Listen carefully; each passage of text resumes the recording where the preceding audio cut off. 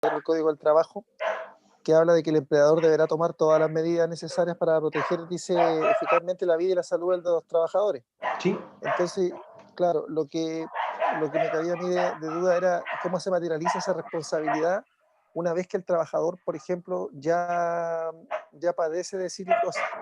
ah, ya, Claro, ya, ahí claro, si tenemos, eso termina solamente en la parte previa o posteriormente también hay un periodo y eso, ¿me entiendes? ya, mira, vamos a partir de la siguiente base. El Código del Trabajo, ya, y por ejemplo, igual el 594, su artículo tercero, habla o versa de que el empleador debe tomar todas las medidas de control, ¿ya? Claro, El 594 es un aspecto un poco más específico, porque no solamente habla de los trabajadores de la misma empresa, sino que si esa empresa contrata una empresa contratista, valga la redundancia, em, también debe vigilar o supervigilar las condiciones de seguridad de ese trabajador, ¿ya? Esos chiquillos lo vamos a ver un poco más en detalle en control de riesgo, en el taller 3, ¿ya? O también después vamos a hacer un taller específico de lo que es la famosa ley de subcontratación, porque eso también es como, da como para un tema más, o como una clase en sí específica. Ahora, en la práctica, para que el empleador pueda tomar las medidas de control, tenemos que partir con el elemento básico, que es identificar. Luego, evalúo, ¿ya? Y veo en qué situación de riesgo estoy. Ahora, en función de la evaluación y la identificación, yo defino las medidas de control. Y para sílice, al igual que para ruido, uno tiene que en el fondo definir un sistema de gestión. Que los sistemas no son muy distintos. Lo que va a cambiar quizá un poco la componente es de la evaluación, un poco los controles y la capacitación en sí. Cuando pasa eso, el empleador, en base a esos dos puntos, tiene que implementar la medida de control. Pero resulta de que el empleador quizás él no tiene la potestad del 100% de decir esta medida sí o esta medida no, porque él quizás no tiene las competencias para eso. Bajo ese punto de vista, ¿qué es lo que hace el empleador? Contrata a alguien para que lo asesore en prevención de riesgos. Entonces, el asesor tiene que cumplir su objetivo de asesorar o decir en el fondo, esto es lo que tenemos que hacer nosotros. ¿Bien? Esto sí, esto no, y la ley nos obliga a hacer estos elementos o considerar esta estructura, y nosotros para dar cumplimiento a esa estructura debemos hacer estos elementos metodológicos. ¿Ya? Porque recordemos que ahí tenemos un punto, que muchas veces la ley te dice algo, pero no te explica cómo hacerlo. Ahora en taller 2 vamos a trabajar con una guía técnica, que es para la evaluación de riesgo, ¿ya? Así que para que también empecemos a trabajar con algún documento que ya son más nuevos, pero vamos a volver a trabajar igual. Ahora, ¿qué sucede? Más o menos ya para empezar un poco a responder la pregunta de Rodrigo, ¿qué pasa si, por ejemplo, nosotros hacemos todo lo que es la capacitación completa? Llevamos al trabajador al programa de vigilancia, ¿ya? Él se hace su radiografía y todo eso, pero resulta de que el trabajador empieza a desarrollar una patología, ¿ya? Ahora, nosotros tenemos que empezar a ser bien claro. No es que el trabajador llegue y le detecte una patología, sino que tiene que pasar todo un tiempo de exposición a la gente. Si empezamos nosotros a analizar los tiempos, por ejemplo, el tiempo de exposición a sílice es mucho más bajo que el tiempo, por ejemplo, de exposición a ruido. Incluso es más, el criterio para definir los tiempos de ruido y sílice son distintos. Y sílice, perdón, es mucho menor el tiempo. O sea, en ruido uno evaluaba la permanencia del trabajo sobre un 80%, y acá no, el 30% de la jornada, o 2 horas, o una cantidad de horas a la semana. Entonces, ¿qué sucede? Cuando ya el trabajador se le declara una enfermedad profesional, y esta es la enfermedad cualquiera, tiene que empezar a hacerse también una investigación de eso. Que en el fondo, uno como empresa, ¿qué debe hacer? Debe empezar a investigar realmente qué es lo que sucedió, qué es lo que pasó. Ahora, un caso es que un trabajador desarrolle una enfermedad profesional, sea la que sea, ¿ya? No encasimos netamente en ruido o en sílice, y el empleador no hizo nada, y la persona se enferma. Ya ahí el empleador ¿cómo se llama? Que en el fondo tiene ahí un tema, porque tiene una responsabilidad civil y penal. Y acá podemos también acusar negligencia por parte, o quizá una figura de dolo por parte del empleador, si es que esto es así. Pero también podemos tener otro escenario, que en la práctica nosotros le entregamos todo al trabajador, pero el trabajador quizás no los utilizó como debía, o no los usó. ¿Ya? Por eso es que siempre es importante que nosotros seamos bien ordenados. O sea, en la práctica lo que uno hace, por ejemplo, si doy una charla, hago una inspección, entrego cualquier elemento, hago carpetas por cada uno y los mantengo siempre ordenados por año. ¿Ya? Porque en la práctica, lo más probable es que si ocurre, por ejemplo, un accidente del trabajo, ocurre una enfermedad profesional, yo deba tener los elementos de prueba de que realmente hice trabajo, hice labor en ello. ¿Ya? No sé, Rodrigo, si te queda un poco más clarificada esa pregunta. Sí, sí, sí, sí. Y también eso también va de la mano, no sé si me equivoco, con lo que también usted planteaba más adelante de la capacitación teórico-práctica, Sí, que también era como importante de tratar. sí. Mira, la próxima semana vamos a hacer un taller de protección respiratoria. ¿Ya?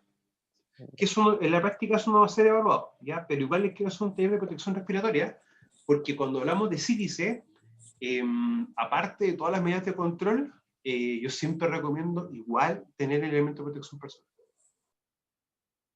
¿Ya? Porque de verdad el tiempo de exposición o el nivel de riesgo es muy alto para este tipo de agentes. ¿Ya? Ahora, la capacitación teórica práctica, en el fondo parte que uno le explica al trabajador cómo es el concepto del EPR, el equipo de protección respiratoria, ¿ya? Y se le explica todo el contexto completo, desde cómo se utiliza un respirador, cómo se limpia, cómo se cambian los filtros, cómo yo compruebo si el filtro respirador está funcionando correctamente. O sea, tiene toda esa, esa metodología, ¿ya? Así que la próxima semana lo vamos a hacer bien en calma, porque hay Ya. varios elementos que nosotros debemos considerar. O sea, incluso más abajito hablan de las medidas de control y muestra una full face y un respirador. Entonces, también la forma de, incluso la decisión de cuándo utilizar uno y cuándo utilizar el otro, es también un factor bien importante. Ya. ¿Ya? Para que también lo tomemos bien en cuenta. Ahora, bueno, las series de chiquillos, ¿por qué nos Disculpe, interesa? profesor, Sí, dígame. hablando del tema de respiratorio, por ejemplo, mi pareja trabaja en Guacolda y ahí hay un alto de contaminación y a ellos antes de la pandemia no le pasaban ni un método de EPP para protegerse.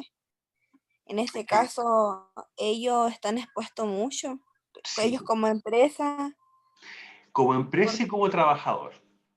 sí, ¿Ya? O sea, ahí también hay un incumplimiento legal. Recuerden que el 594 nos establece que si se superan los valores normativos, ¿ya? O una medición, automáticamente deben sí, sí, tomarse medidas de control. Desde el punto de vista de la gestión de prevención de riesgo, ¿qué me dice eso? Que si yo veo que hay algo que está sobrepasando un nivel, debo atacar automáticamente eso, y en ese caso es proteger al trabajador puntualmente, ¿ya? Pero yo siempre llamo a que ya no están como los tiempos para no cuidarse o preocuparse de las personas, ¿ya? Hay veces que las empresas quizás pueden cometer un error puntual o pueden tener una práctica, pero hay elementos bien decidores, ¿ya? También, chiquillos, pasa el caso de que muchas veces uno le entrega los elementos al trabajador y el trabajador se resiste a utilizarlos. Y se resiste, o sea, a mí me tocó muchas veces pelear con un trabajador, porque no quería utilizar, por ejemplo, un respirador, algo tan simple y sencillo, pero aún así, chiquillos, hay veces que hay inconvenientes que no nos pueden generar problemas, ¿ya? Ahora, la serie de chiquillos, ¿por qué no interesa? Porque no solamente está en minería, va a estar siempre en todos estos procesos, o en todo esto que está acá, todo, completo. La Ciris en sí, hace un par de años atrás, entró como agente cancerígeno. O sea, ya la silicosis en sí también se considera un cáncer, porque en el fondo hay una alteración del funcionamiento normal de las células, y esto también es lo que ocasiona la silicosis. Ahora, en Chile pese que es un país minero y pese a que es un país que trabaja mucho con sílice o con elementos de sílice, no es el país de Sudamérica y no es el país a nivel mundial que lidere la cantidad de enfermos profesionales por sílice. O sea, acá en Chile, estadísticamente hablando, la mayor cantidad de enfermos es por ruido. Y acá a eso uno viene con una contradicción, porque uno dice, pero ¿cómo pasa esto? Ya. No es que yo esté trabajando con un mineral que tenga sílice y automáticamente me va a dar silicosis, sino que lo que sí debe existir es que la sílice esté libre en el ambiente y que sea de fácil respiración en el ambiente. O sea, que por ejemplo, una roca que uno le pegue con otra, o la empieza a golpear y empieza a salir polvo. Y ese polvo debe tener una concentración de sílice para poder respirarla y que empiece a actuar. Ahora, no es que tú estés con sílice y automáticamente te va a dar silicosis, no, o sea, tiene que pasar un periodo de tiempo. Incluso es más, nuestro cuerpo humano tiene también mecanismos de defensa, como son las vellosidades de la nariz y también las mismas mucosidades, que atrapan ciertas sustancias y uno cuando se suena, las empieza a eliminar. Ahora, recuerden que debe haber una exposición laboral y esta puede producir enfermedad laboral, que es la silicosis. Ahora, uno siempre habla del puede, porque van a haber varios factores que determinan si la persona puede o no puede generar silicosis, ¿ya? Y eso es así. Ahora, los mismos límites ponderados, ¿ya? Que si se dan cuenta, estas sustancias no son cantidades muy altas, ¿ya? O sea, esto es 0,08, o sea, es una cantidad muy pequeña, muy pequeña. Ahora, no olvidarse de que vamos a tener estos 4 tipos, ya que son las que pueden producir en la práctica una silicosis, y que si nosotros estamos trabajando sobre 45 horas semanales y una altura mayor a 1000 metros sobre el nivel del mar, automáticamente vamos a tener una modificación de estos elementos, ¿ya? O sea que vamos a tener menos concentración para el trabajador, ya que en el fondo el trabajador tiene que estar expuesto a una cantidad menor, para que también lo tomemos en cuenta. Ya, la silicosis es una enfermedad de los pulmones incapacitadora y con frecuencia mortal causada por respirar polvo que contiene partículas muy pequeñas de sílice cristalina. Es evolutiva en cuanto al grado de compromiso con el aparato o del aparato respiratorio. Vamos a ver una radiografía para más o menos empezar a trabajar un poquito ese concepto. Esto es una radiografía de tórax normal. ¿Ya? Y ustedes ven que acá están las costillas, está la columna vertebral, acá está la pelvis, ¿ya? Acá está la sección del hombro. Desde el punto de vista de la anatomía humana, siempre las enfermedades asociadas al hombro y la rodilla y al segmento muñeca-codo son las más complejas, ¿ya? En realidad las que realmente mayor compleja es rodilla y hombro, ¿ya? Y ahí vienen porque son estructuras que mecánicamente hablando son más complejas. Entonces lo que es, por ejemplo, el manguito rotador en el hombro, es una de las patologías más comunes que uno ve desde el punto de vista laboral. Bueno, también depende del trabajo, pero para tomarlo también en consideración. Ahora, nosotros acá, cuando vemos esta radiografía, vemos estos elementos blancos. Y esto, claro, se da por un contraste. Pero cuando uno saca rayos X, en el fondo, eso te permite ver las estructuras que sean duras, que tú puedes palpar, la puedes tocar. ¿Ya? Y acá se ven todo eso. Pero fíjense que el pulmón ya empieza a mostrar ciertas estructuras. O sea que el pulmón en el fondo se está solidificando. Y ahí tenemos un tema, ¿ya? Porque en la práctica, ¿qué sucede? Cuando yo tengo esta figura, o esta figura tipo teórica del pulmón, ¿ya? Acá está la vía respiratoria superior, y esta es la vía respiratoria inferior, ¿ya? Uno siempre coloca un elemento de protección personal en esta sección de acá, ¿ya? O también, por ejemplo, trabaja en lo que es la ventilación para disminuir la concentración ambiental y si llegase a entrar algo, o entre nada, o lo mínimo posible. Y la silicosis empieza a afectar esta sección de acá, ¿ya? Pero si se dan cuenta, se empieza a ramificar desde esta zona hacia la parte externa, ¿ya? A diferencia, por ejemplo, de cuando una persona está expuesta a humos metálicos, ¿ya? Humos metálicos, como porque uno va a ver una mancha negra en la base del pulmón, lo que está acá. Ahora, nosotros tenemos los bronquios, en este caso, los bronquios, y los bronquiolos. Los bronquiolos, ¿por qué es importante? Porque en el fondo los pulmones son un saquito de muchos bronquiolos. Y ahí se produce el intercambio gaseoso. O sea, entra aire con oxígeno, ¿ya? Y llega al bronquiolo. Y el bronquiolo va a estar como lleno de puras venitas chicas. Y ahí se va produciendo un intercambio gaseoso, ¿ya? Por donde entra oxígeno al cuerpo y sale algún elemento ya de la respiración celular. Recuerden que nosotros generamos energía a partir de la respiración celular que ocurre en la mitocondria. ¿Ya? Al tener esa característica, al tener células eucariontes de tipo animal. Ahora, ¿por qué es importante esto? Porque la misma sílice empieza a cubrirse, a cubrir todos los alveolos. Lo empieza como en el fondo es como que uno colocase una bolsa plástica.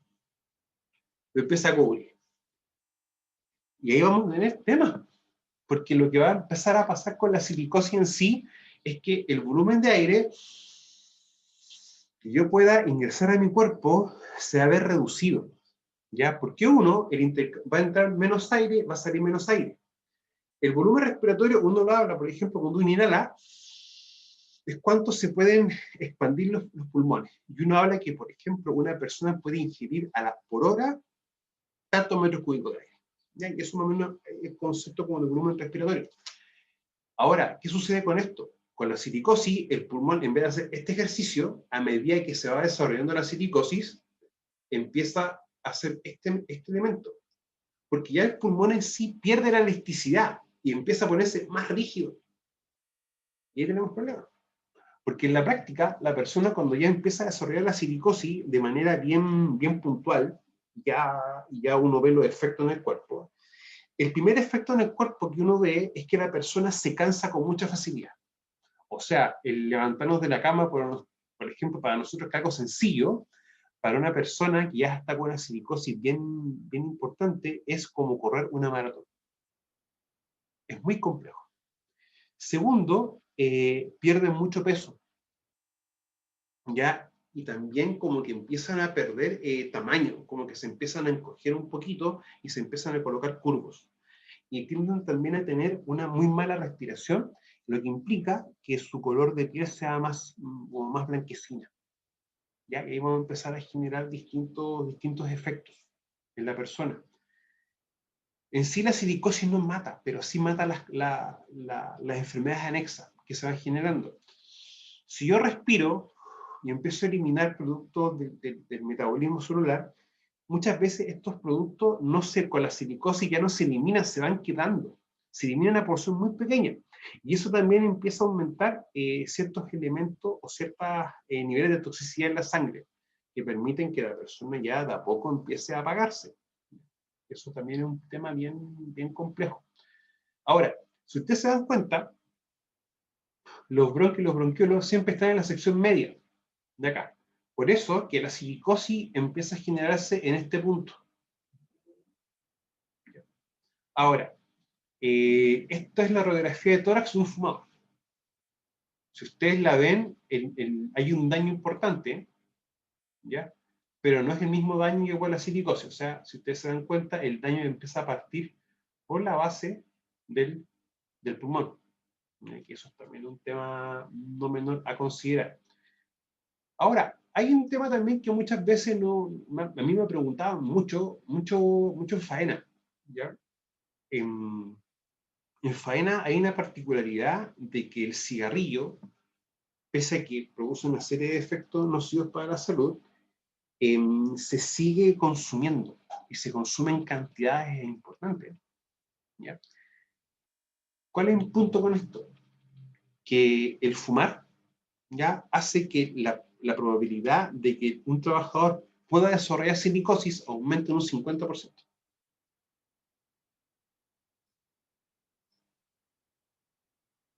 ¿Ya? O sea, y eso es normal que pase, porque en la práctica nosotros siempre vamos a tener un tema. Nosotros naturalmente nos llevamos las manos a la cara. ¿Ya? Por eso que ahora por el tema del COVID, a uno que le piden que uno se lave las manos constantemente, ¿ya? Y se aplica alcohol gel. ¿Ya? Yo en mi caso acá tengo mi alcohol gel, que es un pulpo. ¿Y por qué uno hace eso? Uno hace este acto. o se lleva los dedos a la cara para ajustarse, en mi caso, los lentes. ¿Y qué hago cuando hago ese ejercicio? Coloco la palma de mi mano justo en mi nariz, ¿ya? Y eso mismo hace que si tú estás trabajando con algún elemento, pase eso, que tú la sustancia que tengas vas a hacer que ingrese a tu cuerpo. Por eso que muchas veces quizás el utilizar un elemento de protección como los guantes, por ejemplo, claro, te permite que no entre en contacto una sustancia con tu mano, pero uno también tiene que tener las precauciones de que evitar llevarse las manos a la cara. ¿Ya? No hay peor elemento de protección personal que el que más se mal utiliza, perdón, y el que más se usa. O sea, el que más se utiliza en la práctica. Yo estoy utilizando un elemento quizás para no el riesgo, y si me lo coloco o lo uso de manera incorrecta. Porque eso hace pensar de que yo estoy protegido. Y esa protección falsa va a hacer que de una forma u otra yo interactúe de mayor forma con el riesgo. Por lo tanto, va a estar más expuesto al riesgo, para que también lo empecemos a tomar en cuenta. Prexor tiene también una serie Planesi tiene una serie de documentos. ¿Ya? Yo les voy a subir después los documentos de referencia de Prexor y Planesi para que los tengan. Ahí están los sistemas de gestión, las guías técnicas y todo lo relacionado, ¿ya? Para que también lo tengan como información. Bueno, la higiene y sílice van completamente de la mano. Cuando uno empieza a ver, por ejemplo, los pasos para determinar la presencia de sílice en el lugar de trabajo, uno se da cuenta de algo bien puntual. Esto prácticamente es como establecer una etapa cualitativa. ¿Ya? Prexor y Planesi tienen esos puntos en común. La etapa donde yo defino y caracterizo todas mis cualidades, para luego hacer las evaluaciones. ¿Ya? Que en el fondo sería la etapa cuantitativa. Lo otro importante es identificar los procesos de operación y puestos de trabajo donde se genera polvo de sílice cristalina, porque así yo puedo diseñar e implementar de mejor forma en las distintas medidas de control. ¿Ya? Y eso era como una pregunta que siempre les hago. Si yo identifico mal el peligro, lo más probable es que evalúe de manera incorrecta el riesgo, y lo más probable es que el control que yo utilice sea incorrecto. ¿Ya? Para tomarlo también en cuenta. Bueno, es importante señalar que el peligro solo existe cuando las partículas de sílice cristalinas se encuentran en el aire, ¿ya? Y puede que existan materiales que contengan sílice, pero si las operaciones o procesos que se realizan con dicho material no generan polvo, existe una baja probabilidad de inhalar sílice, ¿ya? Y esto es importante. Son especialmente peligrosos los puestos de trabajo en lugares cerrados y mal ventilados. ¿Ya? Bueno, cuando se nos dé la instancia, voy a ver si les puedo diseñar un taller más adelante, para que lo veamos en salud ocupacional, para ver bien cómo determinar un volumen, un caudal. O sea, cómo yo, por ejemplo, puedo tomar una habitación de 3x3 por 2,5 metros de altura y diseñar cuánto aire tiene que ingresar y tiene que salir, para poder, por ejemplo, mantener una cantidad mínima de recambios de aire, que es lo que más o menos me estipula la ley, es el mismo 594, que es como lo que uno puede hacer. Yo siempre he dicho, la mejor medida de control es evitar una presencia o una cantidad de contaminante alta en el lugar de trabajo. Es lo que uno más puede hacer. Pero eso también genera como varios inconvenientes a veces, porque quizás una cosa es hablar en el ambiente y otra cosa es diseñar precisamente el puesto de trabajo. Por eso también hay veces que como complejidades. Bueno, en cuanto a la evaluación, los riesgos laborales, el profesor dirigió a estimar la magnitud de ellos, obteniendo la información necesaria para que el empresario esté en condiciones de tomar una decisión apropiada sobre la necesidad de adoptar las medidas preventivas y, en tal caso, sobre el tipo de medidas preventivas que se deben implementar. Yo siempre doy un ejemplo. Nosotros somos los más adecuados para decidir o definir el tipo de medidas de control, pero también tenemos que tener un concepto que es la realidad de la empresa, la parte económica. Entonces, cuando uno tiene un problema, que por ejemplo, si tengo una cantidad o estoy sobrepasando el nivel de un agente, eso es un problema, pero un problema no va a tener siempre una única solución. Lo ideal es siempre tener 2, 3 o más soluciones. Y cada solución, yo siempre he explicado que debe tener como un fundamento técnico, que en el fondo, ¿por qué esa solución se da? Esta solución, ¿cómo cumple la ley? pero también el tema costo. ¿Cuánto me sale implementar? Quizás puede ser hora hombre, o quizás hay que implementar algún equipo o algún sistema, ¿ya? Por eso es importante siempre, no solamente llevar las posibles soluciones, sino que también explicar a nivel de dinero cuánto es lo que sale cada una de las medidas. Cuando uno habla de la evaluación del riesgo de exposición a la silice cristalina, vamos a tener dos elementos. Uno que es el análisis del riesgo, y el otro que va a ser la evaluación de riesgo. El análisis es mediante el cual se identifica el peligro y se estima el riesgo valorando conjuntamente la probabilidad y consecuencia. En español, chiquillo, identificar, para luego qué razón, medir. Y yo con el medir voy a obtener un valor. Y la valorización del riesgo es con el valor obtenido en la etapa previa, ¿ya? Y comparándolo con un valor de referencia. Y para nosotros, el valor de referencia, en lo que tenga relación con sílice, va a ser esto de acá. Siempre y cuando la sílice que se evaluó tenga estas características, ¿ya? Ahora, Chile es un país minero, ¿ya? Y siempre la sílice va a ser como un mineral complementario a lo que es cobre, ¿ya? Por si acaso, o sea, vamos a tener esa condición. Siempre van a ver como los cuerpos mineralizados tienen como tendencias también a tener elementos similares, o sea, cuando hay un sulfuro, un óxido de cobre, nos puede que también hay algún elemento de hierro, ¿ya? Y así van apareciendo también minerales accesorios. Rodrigo. No, quiere decir que ya se están cumpliendo los 40, a lo mejor se va a cortar. Sí, Los 40 hagamos minutos. algo. Lo cortamos ahora y nos juntamos un cuarto para las 9, un cuarto para las 11, ¿ya? Ok, profe. Yo, chiquillos, por si acaso el mismo enlace, ya no se olviden, mismo enlace. Ya, profe. Yo, chiquillos, nos vemos en un Ya, cuarto profe. segundo Ya. más. Chao, chao. Chau.